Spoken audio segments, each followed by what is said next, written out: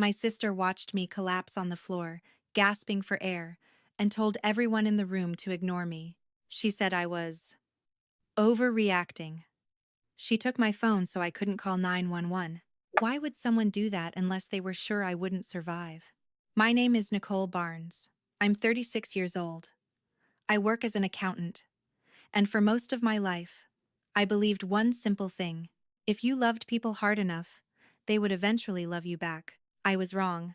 I'm telling you this story not because it's easy, and not because it makes me look strong. I'm telling it because there was a moment when I was lying on my parents' hardwood floor, my heart failing, surrounded by 12 family members, and not one of them lifted a finger to help me. And if someone like a neighbor hadn't walked in at the right second, I wouldn't be here telling you anything at all. That day began like a funeral before the body was buried. The living room was already full when I arrived. Chairs lined up in neat rows, relatives murmuring in low voices, the air thick with grief and anticipation. My father had died 2 weeks earlier, and this was the day his will would be read. Everyone knew it. Everyone had shown up early. Everyone except me, it seemed, had already decided how the story would end. I took a seat in the far corner, close to the wall, the way I always did. I'd learned a long time ago how to make myself small, how to take up as little space as possible. When you grow up as the daughter who doesn't need attention, you learn how to disappear quietly. Across the room stood my younger sister, Laura. She was greeting people as they walked in, touching their arms, offering practiced condolences, standing close to the lawyer's empty chair as if she already belonged there. She looked composed, confident, almost radiant in her grief. Anyone watching would have thought she was the devoted daughter, the one who had sacrificed everything in my father's final months. That was the story she had been telling. I watched my mother smile as relatives praised Laura. "You're so lucky," someone said to her. "She did everything for Thomas at the end." My mother nodded, eyes shining with pride. No one looked at me. I tried not to let it sting. I was used to this. I had taken unpaid leave from work to care for my father. I had changed his sheets, managed his medications, read to him when he could no longer hold a book. I had sat beside his bed through the nights when the pain was worst, whispering reassurances I wasn't sure I believed myself. But none of that showed up in photos. None of it played well to an audience. Laura's devotion did. As the room continued to fill, I felt a familiar tightness in my chest. At first, I ignored it. I'd been feeling off for weeks, pressure that came and went, shortness of breath climbing stairs, cold sweats that woke me in the early hours of the morning. Stress, I'd told myself. Grief, exhaustion. I was always good at explaining away my own pain. I shifted in my chair, trying to breathe deeply, trying to calm the strange heaviness spreading behind my ribs. The lawyer still hadn't arrived. People were talking softly now, glancing at the clock, waiting. Then the pressure sharpened. It was no longer discomfort. It was weight. As if someone had placed a heavy stone directly on my chest and was slowly pressing down. My breath caught. I felt sweat break out across my forehead, cold and sudden. The edges of the room began to blur. I stood up, unsteady, gripping the back of the chair in front of me. "Are you okay?" someone asked half-heartedly, more curious than concerned. I need help," I said, my voice barely audible. "Please, can someone call 911? The room went quiet. For one brief moment, I thought this was it. I thought instinct would kick in, that anyone would reach for a phone. Then Laura laughed. It wasn't loud. It wasn't cruel in the way people imagine cruelty. It was dismissive, annoyed. "Oh my God, Nicole," she said, rolling her eyes as she walked toward me. "Stop overreacting. You're doing this for attention." The words hit harder than the pain in my chest. "I can't breathe," I whispered. "Please, I need—" Before I could finish the sentence, I reached toward the side table where my phone was charging. Laura moved faster. She grabbed it first, swiped the screen dark, and slammed it face down on the table, pushing it out of my reach. "Don't start this," she snapped. "You know exactly why you're doing this." She turned to my mother, her voice sharp and commanding. "Don't call anyone, Mom. She's faking it." She's trying to ruin the will reading because she knows Dad left everything to me. I looked at my mother then. Really looked at her. Our eyes met. For a split second, I saw hesitation flicker across her face. Confusion. Something that might have been fear. I waited for her to step forward, to push past Laura, to choose me.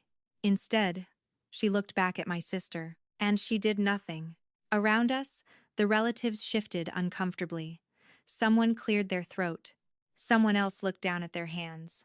No one moved. No one spoke. 12 people in that room, and not a single one reached for a phone. The pressure in my chest exploded into pain. It felt like a fist closing around my heart from the inside, squeezing tighter and tighter. My legs buckled. I dropped to the floor, my cheek pressing against the cold hardwood. The shock of it barely registered. I was struggling just to breathe. "Nicole, get up," Laura said flatly. "You're embarrassing yourself." My vision narrowed. Sounds became distant, warped. I could hear my own breathing shallow, ragged, wrong. My fingers tingled. My lips went numb. I tried one last time. "Please," I whispered. "I'm not pretending." No one answered. As darkness crept in at the edges of my sight, one thought repeated itself over and over, louder than the pain, louder than the fear. They think I'm lying. They think I deserve this. What none of them knew, what none of them could possibly have imagined, was that someone else had been watching from the doorway. And that within minutes, an emergency room doctor would place his hand on my sister's shoulder, look her directly in the eyes, and say 6 words that would destroy everything she believed about herself. But before that happened, I had to survive long enough to hear them. And that was something my family had already decided not to help me do. I didn't always understand why my sister's voice carried more weight than mine, even when we were children. I just knew that when Laura spoke, people listened. And when I spoke, people waited for someone else to confirm whether what I said mattered. That pattern didn't begin in adulthood. It was woven into our family long before I had words for it. Laura was born 2 months early. She was tiny, fragile, and for the first 48 hours of her life, doctors weren't sure she would survive. My mother spent those days in a constant state of terror, hovering over an incubator, memorizing the rise and fall of her chest, bargaining silently with God. When Laura lived, something in my mother never unclenched. Fear hardened into devotion, and devotion slowly twisted into protection without limits.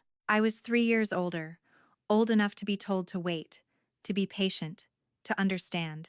I learned early that I was the strong one, the child who didn't need reassurance, the one who could handle disappointment. Laura needed more.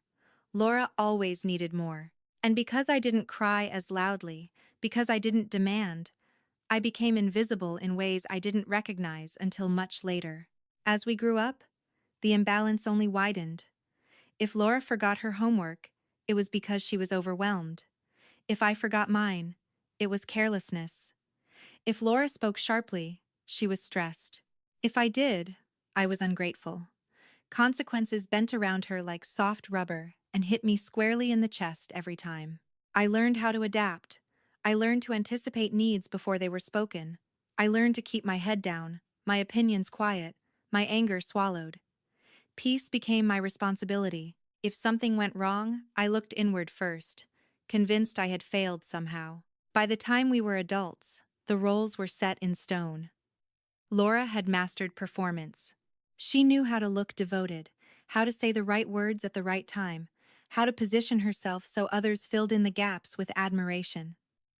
I had mastered endurance. I showed up when no one was watching. I stayed late. I cleaned up messes that weren't mine. I didn't ask for credit because I had learned it wouldn't come. My father was the only one who ever noticed the difference. When his cancer worsened and home care became necessary, I rearranged my life without hesitation. I took unpaid leave from work. I set alarms for medications. I learned how to change sheets without causing pain, how to read medical notes, how to recognize the look on his face when the pain was creeping back in before he said a word. I read to him in the evenings, his favorite Hemingway novels, even when my voice grew hoarse. Sometimes he slept through entire chapters, and I kept reading anyway because it felt wrong to stop. Laura visited too, but her visits were carefully timed. She came when my mother was home, phone already in hand. She held Dad's hand for photos, brushed his hair just enough to be seen doing it, then glanced at the clock and apologized for having somewhere she absolutely had to be. She never stayed long enough to hear him struggle for breath in the middle of the night. She never learned the names of his medications. And yet, every time she left, my mother praised her devotion. "She's sacrificing so much," my mother would say, her voice full of pride. I stood in the doorway, holding a laundry basket full of soiled sheets, and wondered how two people could live in the same house and see such different realities. There were moments, small and almost unnoticeable, when my father tried to bridge that gap. One evening, after Laura had left and the house had gone quiet, he reached for my hand. His grip surprised me. Despite the disease, despite the weakness, there was still strength there. "I see everything," he whispered. I smiled, assuming he was trying to comfort me. I didn't realize then that he meant it literally, that he had been watching for months, that he had noticed patterns I had long since accepted as normal. As his condition declined, Laura's behavior shifted. She began asking questions that didn't feel like concern. "You're planning to be at the will reading, right?" she asked one afternoon, her tone light but her eyes too focused. "You're always so busy with work. No one would blame you if you couldn't make it," she asked again a few days later. And again. Each time, something about the way she said it made my stomach tighten. It felt like she was hoping for a particular answer, like my absence would simplify something for her. Around that same time, my body started sending signals I chose to ignore. Pressure in my chest that came and went, shortness of breath that left me dizzy after climbing a single flight of stairs, cold sweats that woke me in the dark hours before morning. I told myself it was stress, grief, exhaustion. I had responsibilities. People depended on me. I mentioned it once to my mother, casually, while scrolling through medication schedules. "You're just overthinking," she said, without looking up from her phone. "You've always been anxious." So I stopped mentioning it. I had learned long ago that my pain was inconvenient. The morning of the will reading, I woke with a feeling I couldn't name. It wasn't fear exactly. It was heavier than that. A sense that something was wrong, deeply and irrevocably wrong. My chest felt tight before I even sat up. My hands shook as I buttoned my blouse. I paused in front of the mirror, telling myself to breathe, to get through the day. It was just paperwork, just a reading. Then I could go home and rest. That thought followed me all the way to my parents' house, sat beside me as I parked the car, echoed in my head as I opened the front door and stepped into a room full of people who barely acknowledged my presence. I had no idea that in less than an hour, I would be lying on that same floor, my heart failing, while the family I had spent my entire life trying to keep together decided I wasn't worth saving. And somewhere, without my knowledge, my father's final act of protection was already in motion. I just didn't know yet that the quiet man I had read to night after night had been preparing for a battle long after his voice had begun to fail. In the final weeks of my father's life, time began to feel different. Days blurred together, but moments stood out with painful clarity. The sound of the oxygen machine humming softly at night. The way the light from the window stretched across the floor in the late afternoon. The weight of his hand in mine, lighter than it used to be, but still unmistakably his. He could no longer speak much. The cancer had taken his strength first, then his voice. But his eyes were sharp, alert, always watching. I learned to read those eyes the way I once read spreadsheets and balance sheets at work. A slight narrowing meant pain. A slow blink meant exhaustion. When he wanted me to read, he would tilt his head just slightly toward the nightstand where his books were stacked. I came 3 times a week, sometimes more when his condition worsened. I changed his sheets, careful not to jostle him. I organized his medications into neat rows, double-checking dosages, writing reminders in a notebook that never left my bag. I learned how to make soup he could swallow, how to adjust pillows so he could breathe a little easier. I learned how to sit quietly for hours without feeling the need to fill the silence. I did all of it because I loved him, and because no one else would. Laura visited too. At least, that's what she told people. Her visits had a very different rhythm. She came when my mother was home, always during daylight hours. She arrived dressed perfectly, phone already in her hand. She would sit beside Dad, take his hand gently, smile for a picture, and tell him how much she missed him. She stayed just long enough for my mother to see her devotion, then glanced at the clock and sighed. "I hate to rush," she'd say, already standing, "but I have an appointment I can't cancel." My mother would beam at her, pride glowing in her eyes. "She's doing so much," she'd say after Laura left. "I don't know how she manages it all." I would be in the next room, rinsing a basin or folding clean sheets, invisible as always. It wasn't that Laura didn't care at all. It was that she cared in a way that was always performative, always curated. Love, to her, was something you displayed, not something you endured. And because my mother rewarded appearances, Laura's version of devotion became the only one that mattered. My father noticed. He noticed who stayed when the house was quiet. He noticed who learned the names of his medications, and who didn't. He noticed who listened when he struggled to form a sentence, and who filled the silence with their own voice. He never said much about it, but sometimes his eyes followed me as I moved around the room, and there was something there that felt like understanding. One evening, after Laura had left, and my mother had gone to bed, he reached for my hand. His grip surprised me. It was firm, almost urgent. "I see everything, sweetheart," he whispered, each word costing him visible effort. I squeezed his hand and smiled, assuming he was trying to comfort me. I didn't know then that he wasn't speaking emotionally. He was speaking factually. 6 months before his death, long before I noticed anything was wrong, my father had discovered something that changed the way he looked at his own family. I didn't learn about it until much later. At the time, all I knew was that something in him had shifted. He was quieter, more observant. He asked questions that seemed casual but weren't. In those final weeks, Laura's behavior became stranger. She began visiting more often, but only when I wasn't there. She timed her visits carefully, making sure my mother was always present to witness them.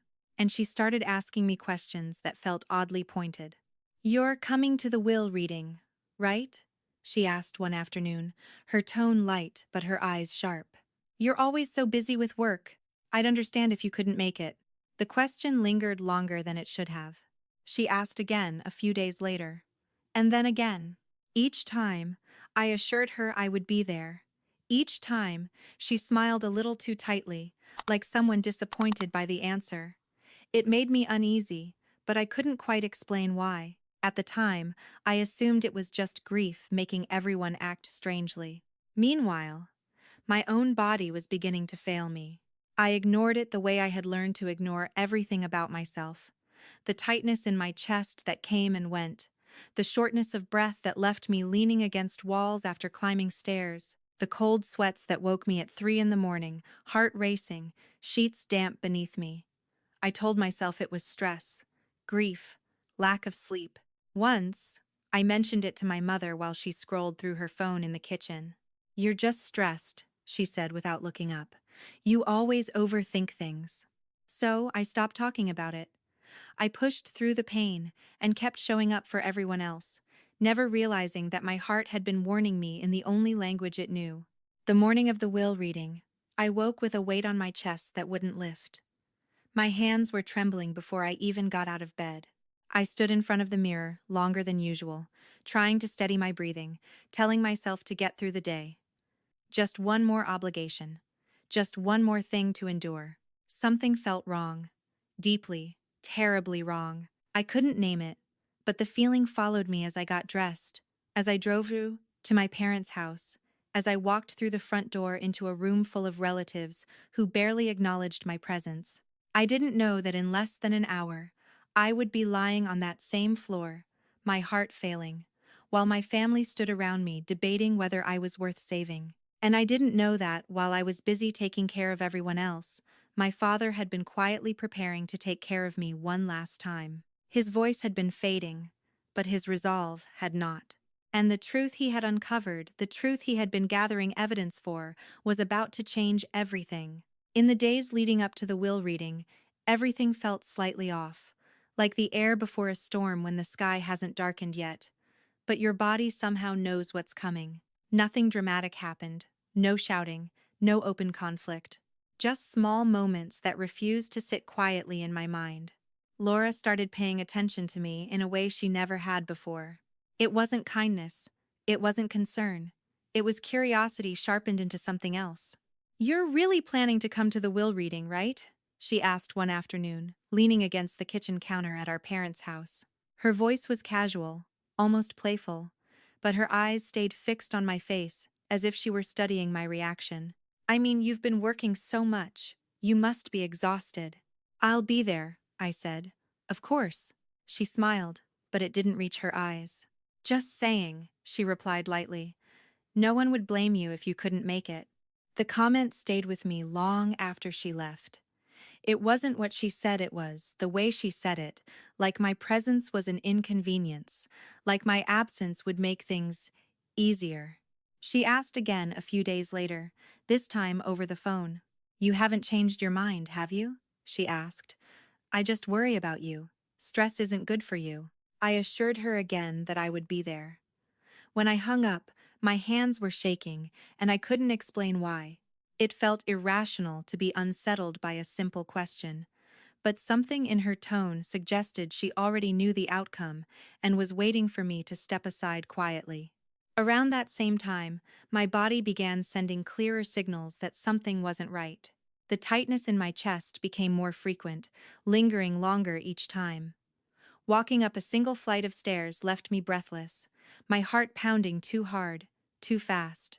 I would wake in the early hours of the morning soaked in sweat, my pulse racing, my thoughts scattered. I'd sit on the edge of the bed, telling myself to calm down, to breathe, to stop being dramatic. I had spent my entire life being told directly and indirectly that my reactions were too much, that my discomfort was exaggerated, that my pain was inconvenient. So, when my own body tried to speak up, I treated it the same way my family always had.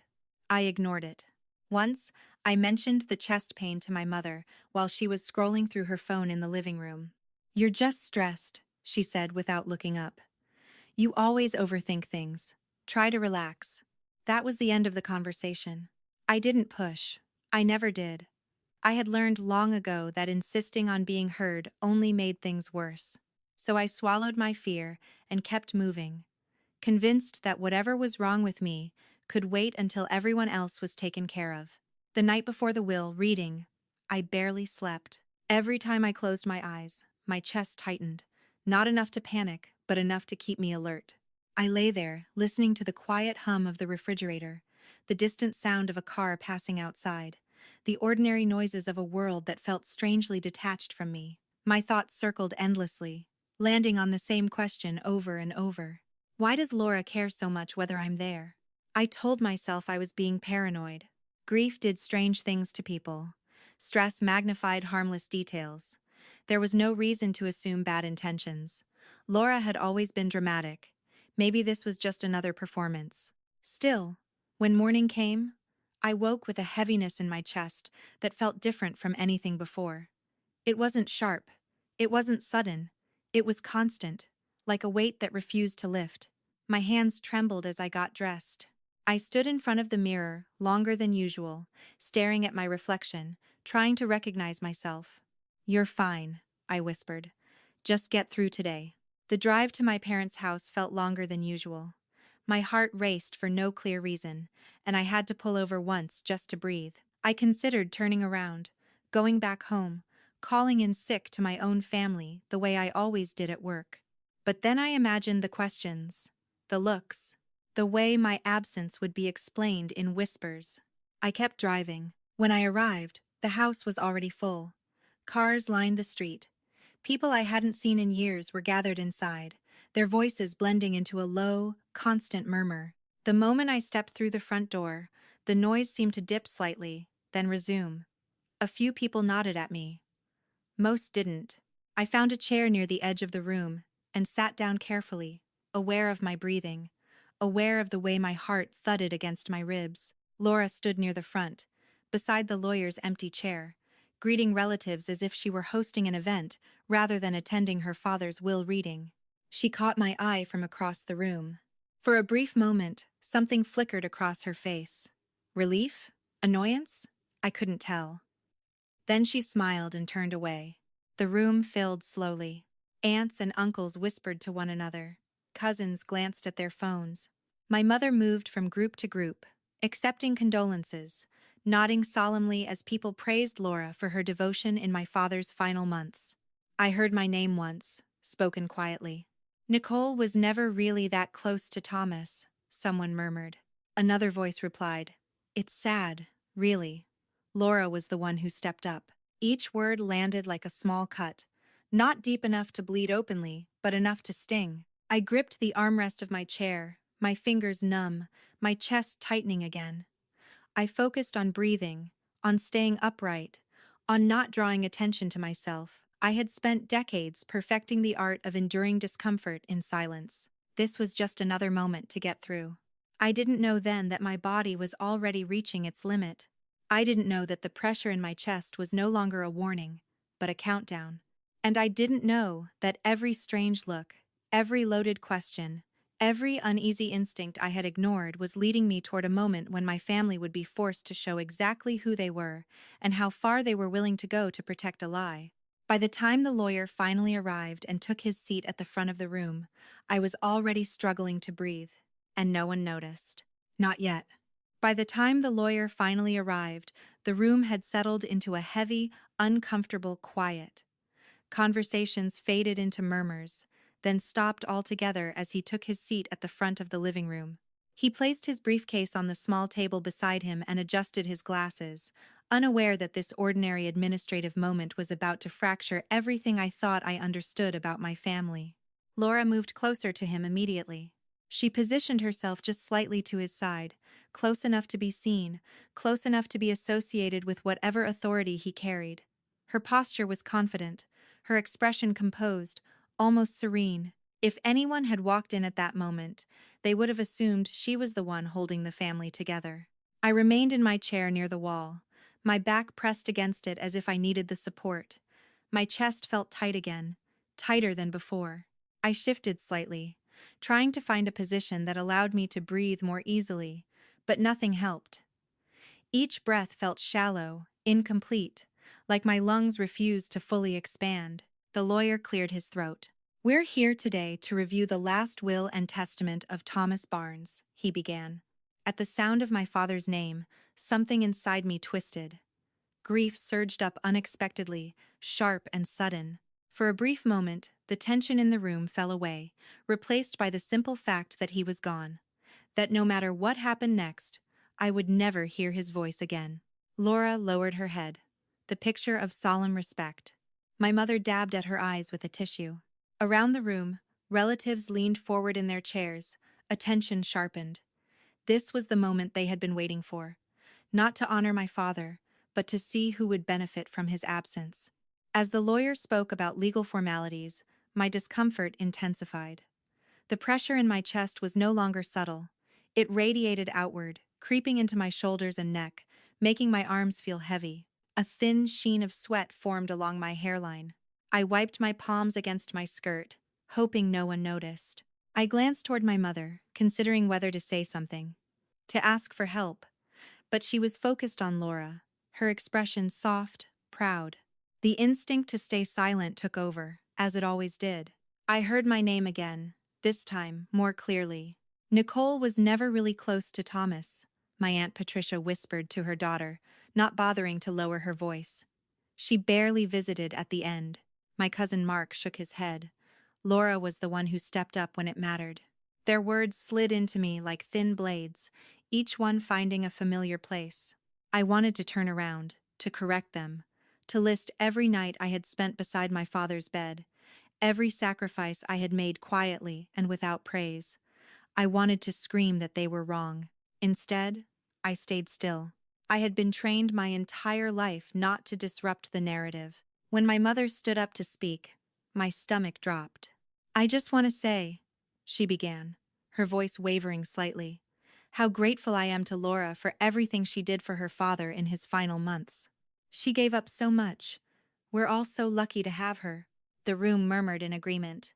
I felt something crack inside me.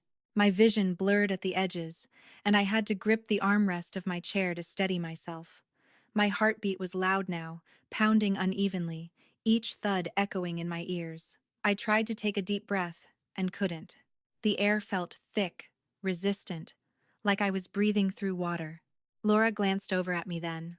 For just a second, her eyes met mine. There was no concern there, no curiosity, just irritation. As if my continued existence was an inconvenience she had hoped to avoid. The lawyer sat back down and opened his briefcase. He pulled out a thick folder and placed it carefully on the table. The room fell silent, every head turned toward him. "This will outline Mr. Barnes's final wishes regarding the distribution of his estate," he said. Laura straightened, anticipation flickering across her face. That was when the pain hit. Not gradually, not politely. It came all at once, like a sudden blow to the center of my chest. A crushing pressure that stole the breath from my lungs and left me gasping. I bent forward instinctively, clutching at my chest, my fingers digging into the fabric of my blouse as if I could physically hold my heart together. The room tilted. I tried to stand, but my legs refused to cooperate. They felt distant, unresponsive, like they belonged to someone else. I reached out, my hand shaking, searching for something solid. "Mom," I whispered, "something's wrong." My voice sounded far away, even to my own ears. "Please," I said, louder this time, panic rising as my vision narrowed. "I need help. Call 911. Every person in that room heard me. For a brief, fragile moment, no one spoke. I thought foolishly that this was it. That instinct would override appearances. That someone would finally move. Then Laura's voice cut through the silence. "Oh, stop it, Nicole," she said sharply. "Stop overreacting." She stepped toward me, her face tight with annoyance rather than concern. "You're doing this for attention," she continued. "You can't stand that Dad finally saw through you. You're trying to delay this because you know you've been cut out. That's not—" I tried to say, but the words dissolved into a gasp.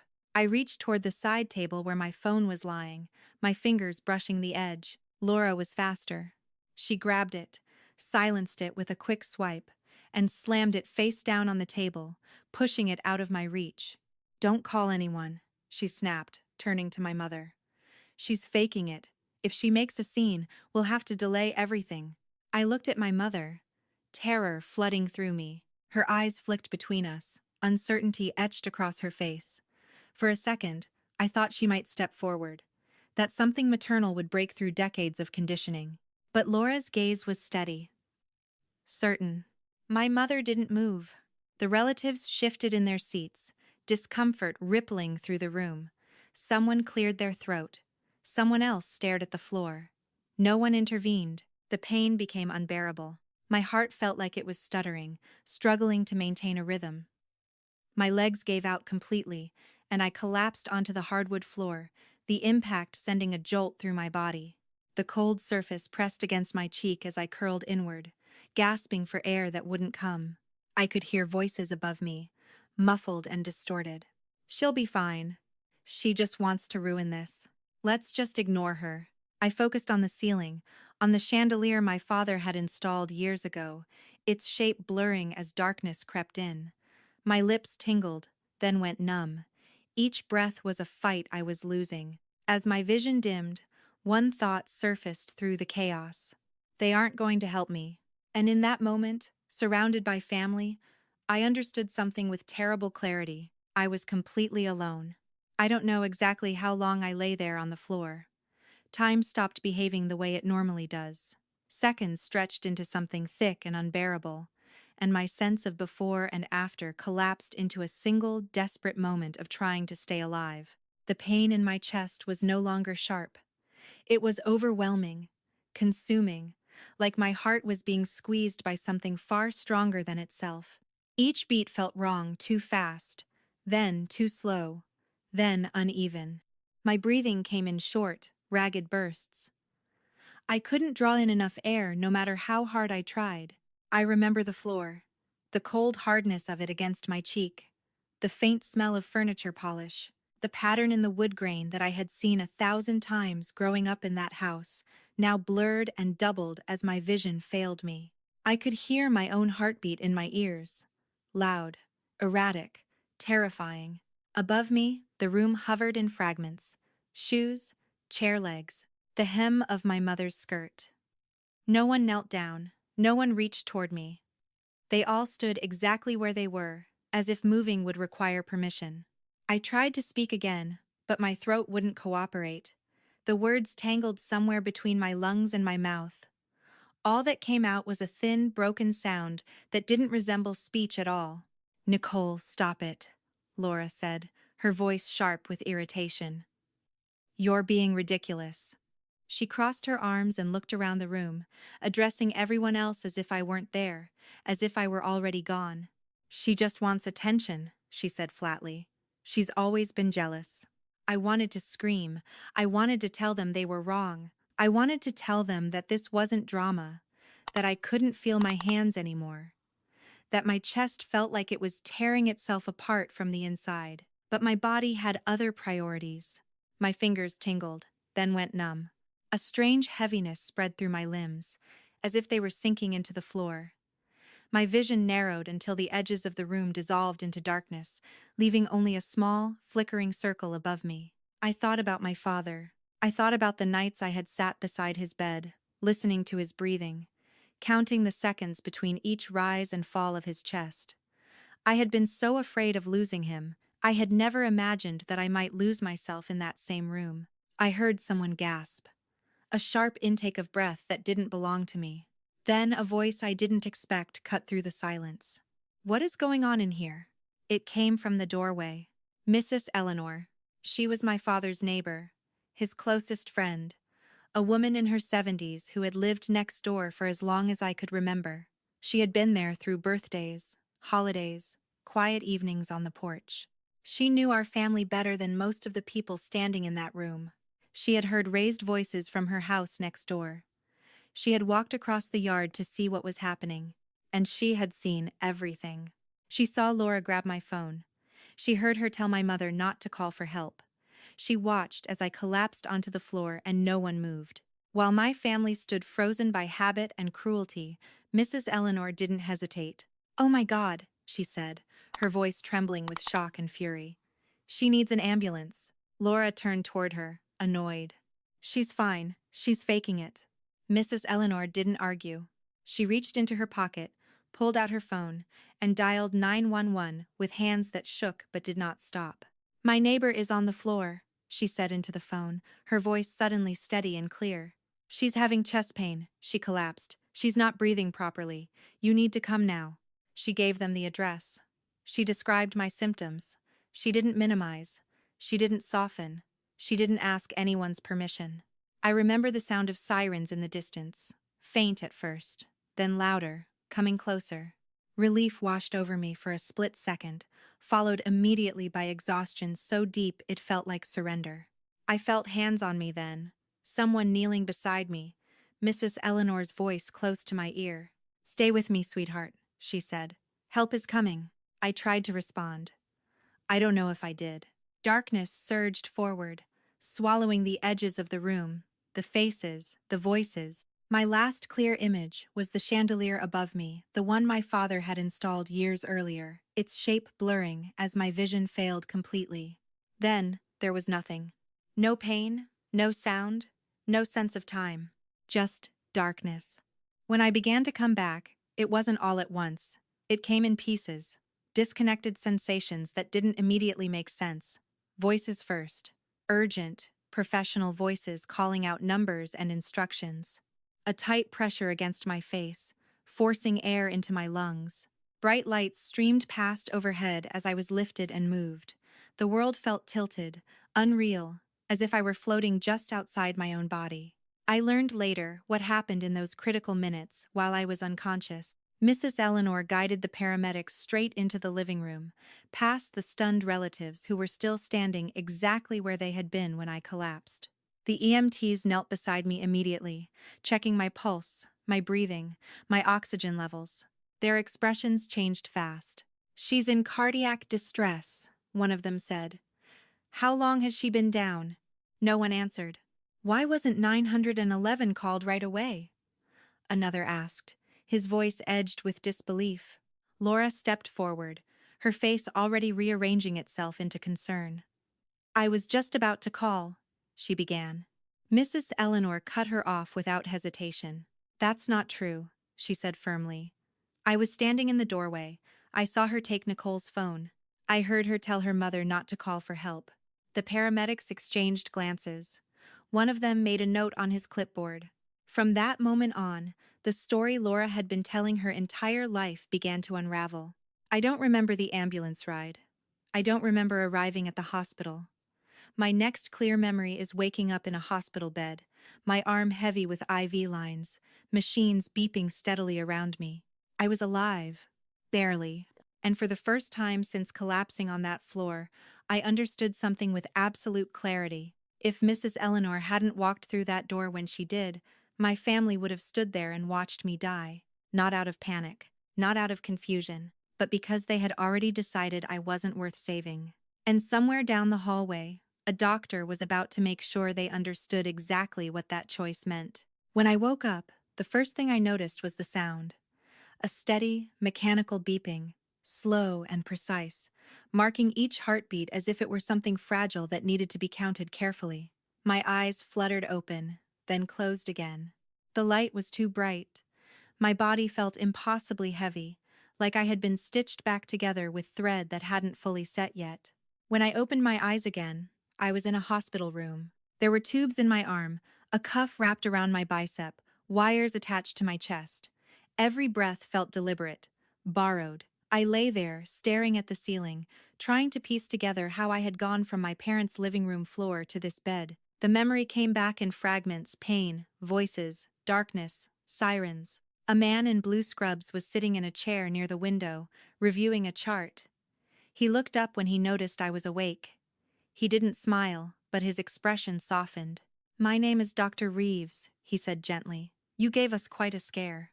I tried to speak, but my throat was dry, my voice barely more than a whisper. "What happened?" He pulled his chair closer and explained it in calm, simple terms. My heart had been under strain for months, sending warning signs I had ignored. The episode at my parents' house had pushed it past the breaking point.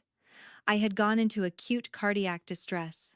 If the paramedics had arrived even a few minutes later, the outcome might have been very different. I stared at him, the weight of that sentence settling slowly. "A few minutes," I repeated. He nodded. "Minutes matter." Then his expression changed. He lowered his voice, leaning in slightly, as if what he was about to say wasn't meant for the machines or the charts, but for me alone. "I want you to know," he said, "that everything surrounding your arrival today has been documented. The delay in calling for emergency services, the witness statement from the woman who did call 911, all of it is in your medical record." I didn't fully understand why he was telling me this, not yet. I was still groggy, still trying to accept the fact that I had nearly died. But there was something in his eyes, something controlled, contained, but unmistakably angry. "What happened to you?" he continued carefully. "Was not okay." After he left, the room felt impossibly quiet. Mrs. Eleanor came in, not long after. She sat beside my bed and took my hand, her grip firm and grounding. Her eyes were red, but she held herself together with a strength I had always admired in her. "Your father asked me to watch over you," she said softly. "He knew this family. He knew how they treated you." I closed my eyes, tears slipping out despite my effort to stop them. "He saw everything," she continued, "and he was worried." She told me what I hadn't witnessed. How she had arrived at the house to find me on the floor. How she had heard Laura tell my mother not to call for help. How she had watched my family stand frozen while my life slipped away.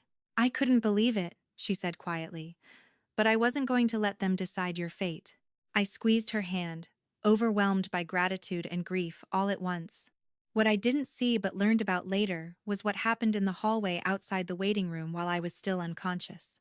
Dr. Reeves found Laura sitting among the relatives, her foot tapping impatiently against the floor, her arms crossed. He asked her to step into the hallway with him. She followed, likely expecting reassurance, an update, a chance to perform concern the way she always did. He didn't raise his voice. He didn't accuse. He simply looked her directly in the eyes and said 6 words that would crack the foundation of the story she had built her entire life around. She nearly died because of you. Laura opened her mouth to speak, to deny, to explain, to redirect blame the way she always had. Dr. Reeves raised his hand. I'm not interested in excuses, he said calmly. I'm telling you this so you understand exactly what happened today. The delay in calling for help, the removal of her phone. Those minutes mattered. Your sister's heart was failing while you stood there and did nothing. He let the silence do the rest. When they returned to the waiting area, Dr. Reeves addressed my entire family. His voice was steady, professional, but it carried an edge that made people straighten in their seats. When someone asks for medical help, he said, you call 911 immediately. What happened today should never happen to anyone. I hope each of you takes a long look at the choices you made. No one spoke. Later that evening, after visiting hours ended and the hospital quieted, Mrs. Eleanor leaned closer to me. There's something else your father wanted you to know, she said. She told me that my father had been preparing for months, that he had discovered something about Laura that terrified him, not because of the money, but because of what it revealed about her character. He hadn't confronted her. He had watched. He had documented. He had made sure his final wishes couldn't be twisted or challenged. He said, Mrs. Eleanor whispered, I'm going to protect her the only way I still can. The next morning, the family lawyer appeared at the foot of my bed. He held a sealed envelope and a thick folder pressed against his chest. His expression was serious, but not unkind. Your father anticipated this day, he said quietly. He left instructions and evidence he wanted only you to see first. He handed me the envelope. Inside was a handwritten letter from my father. His handwriting was shaky, but unmistakably his. Don't let them break your heart again, sweetheart. You were the daughter I was proud of. I see everything. I pressed the letter to my chest and cried until my ribs ached. For the first time in my life, I understood something with absolute clarity. I had not imagined the imbalance. I had not exaggerated the neglect. And I had not been wrong to trust my instincts. The truth had always been there. It just took my heart nearly stopping for everyone else to finally see it. Several days after I was discharged from the hospital, once my body was strong enough to sit upright without the room spinning, the formal will reading finally took place. Not in my parents' living room this time, but in the lawyer's office downtown. A long wooden table, leather chairs, neutral walls, a space that felt deliberately unemotional, as if it had been designed to contain other people's consequences. My family gathered again, though something had shifted. They didn't look at one another the same way. The confidence that had filled the room during the first reading was gone. Conversations were shorter, quieter. No one laughed. Laura sat across from me, her posture rigid, her face carefully composed. If I hadn't known her as well as I did, I might have mistaken it for calm. But I knew better. She still believed the story she had been telling herself for years, that she was the devoted daughter, that she deserved everything, that whatever had happened in the living room was an unfortunate misunderstanding that would fade with time. The lawyer cleared his throat and began. He announced first that my father had rewritten his will 1 month before his death. The room went still. I felt Laura tense across the table, her fingers curling slightly against the leather armrest. Then he read the terms. The house, the investments, the savings, the accounts my father had built slowly over a lifetime of careful choices. The majority of it was left to me. My mother and Laura were each left a minimal amount, the legally required minimum under state law. Enough to acknowledge their existence, not enough to reward their behavior. Laura stood up so abruptly, her chair scraped loudly against the floor. This is insane, she snapped. He wasn't in his right mind. Everyone knows that. The cancer had spread. He didn't know what he was signing. She looked around the room, waiting for support. For anyone to back her up the way they always had. No one did. The lawyer remained calm. He opened the thick folder he had brought with him and placed it on the table. Your father anticipated this response, he said evenly. That's why there's more. He explained that 6 months before my father's death, the bank had contacted him about an attempted withdrawal of $30,000 from his savings account. The signature didn't match. The transaction had been flagged and stopped. A handwriting analysis had been conducted. The lawyer paused and looked directly at Laura. The analysis identified you as the individual who attempted to forge the signature. The room went completely silent. Laura's face drained of color. Her mouth opened, then closed. For the first time in her life, there was nothing she could say to redirect the moment.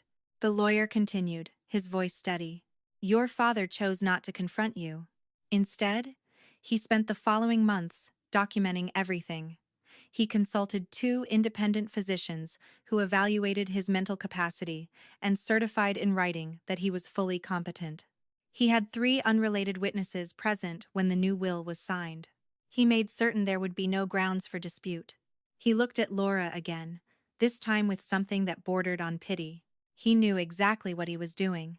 Then came the final blow.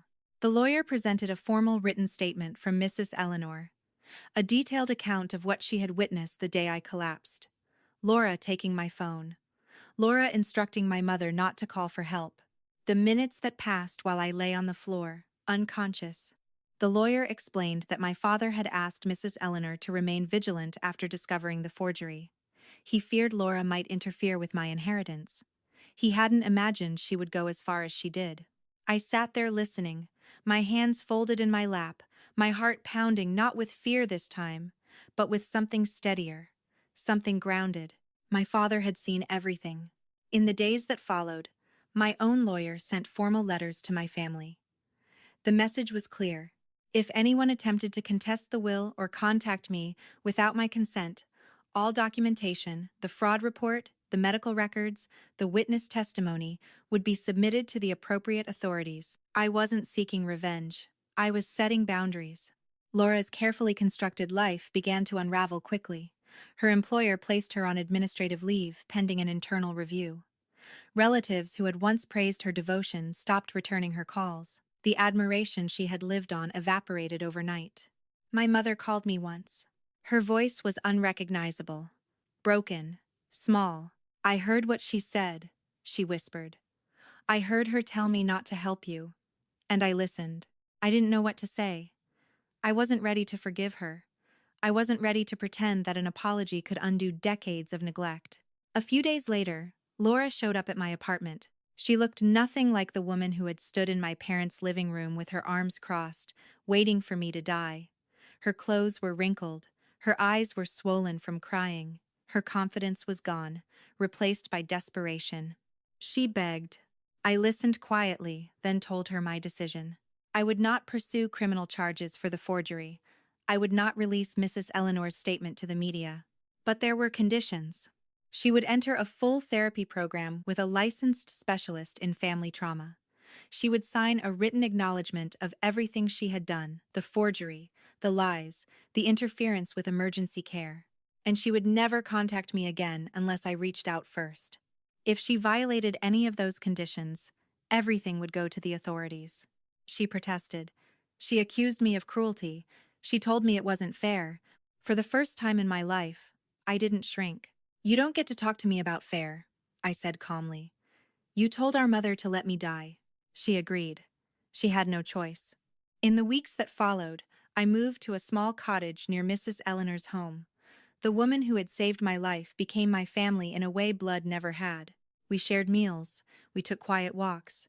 I felt seen in a way I never had before. Using part of my inheritance, I established a small fund in my father's name to support heart patients who lacked insurance. It felt right, like a continuation of his final act of protection. 6 months later, I received a letter from Laura. 4 pages long, full of explanations. I read the first paragraph, folded it carefully, and placed it in a drawer beside my father's last note.